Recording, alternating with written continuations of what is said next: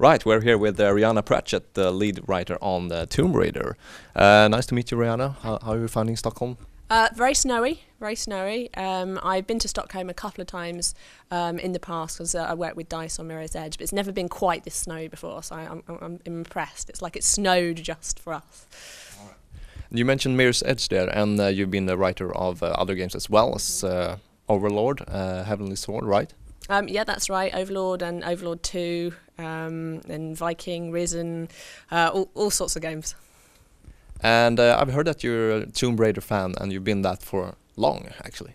Well, I was certainly a big fan of the first couple of games, and then I sort of fell out of love with the franchise, and then I sort of came back to it a little bit later.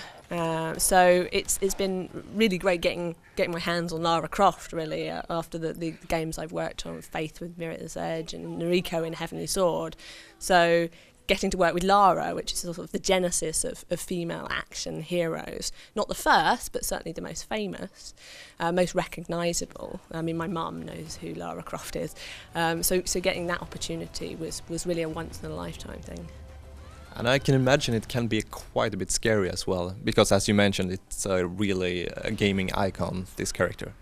I try not to think about the scary parts, otherwise I probably wouldn't be able to do it. I have to approach it like I would any other game and any other game character, and just focus on making the best possible character, the most interesting journey for the player to go on. All right, and writing for a game like this, I mean, every game has to be approached in a different way. How does this differ from your previous work? Well, every game experience does differ from the last. There's no set path for games writing. It all depends on when you're brought in on the project. So Crystal brought me in about sort of a year, maybe a year and a half into development. So there was already somewhat of a story arc in place, and then that was sort of shifted around and tweaked by myself and other members of the team. And then there was obviously the script written and lots of iterations so it fitted properly in gameplay. There was casting, world building, character bios and relationship webs. So there's a huge amount of work, and you do get similar work on other projects. But they brought me in at a good time, so I could have a strong influence over the story and the character, and I could really work on Lara's origin story and how that develops over the course of the game. All right, and since this is a prequel of sorts, is it easier or harder to write a character? Do you have more freedom when writing? Definitely, because we've sort of restarted Lara again. We could choose which elements we wanted to keep from her character and her backstory, and which we wanted to discard. I wouldn't say we've discarded a huge amount, actually, but we've brought different traits to the surface that were perhaps always there in previous games, but maybe sort of lost a little bit along the way. So she's still British, she still comes from a privileged background, she still comes from a family with money. However, her relationship to that money, to that wealth is quite different from previous games. So you won't see this Lara kind of with all the guns and the gadgets and the manner and things like that. She's very self-reliant.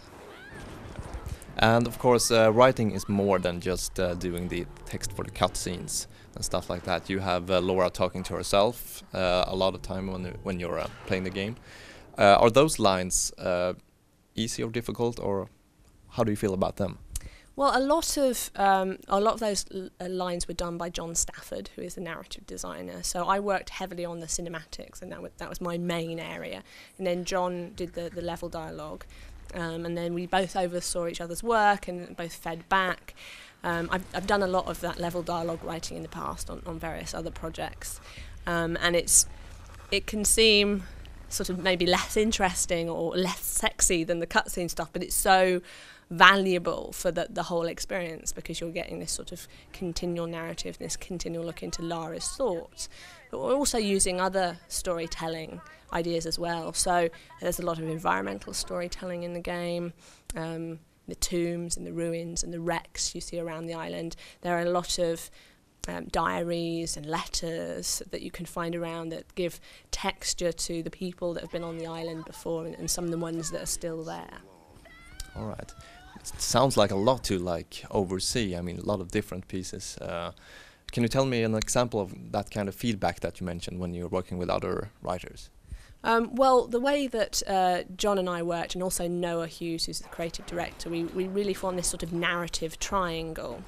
So particularly with the cinematics, I would get a brief for what was going to happen, and I could construct a cinematic for that, and I'd write it in a similar way to a movie script actually, and we'd sort of deal with certain chunks, and then we'd go back and Noah and John would give feedback, and then I would implement that, and then we'd look at it again. It was very, very iterative because it has to be in games. You're constantly having to check that it fits right with the gameplay either side, and it doesn't feel out of place, and you might get a scene moved or cut or something else happen, and you have to keep going back and folding things in and out.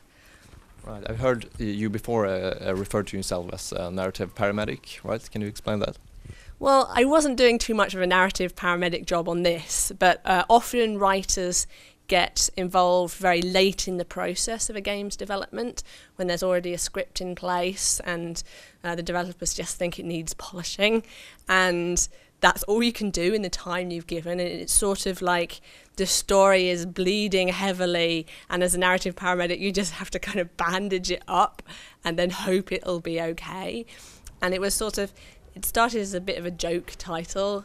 I tend to not take on projects that are just narrative paramedic projects because I like getting involved early on. I like helping shape things. I think that's how writers need to be used. But all too frequently they do get used as narrative paramedics. So what would you call yourself now then? A narrative personal trainer? Or? I think writer. Writer seems to cover everything. That's a good one as well. But as you said, writing is more than just text.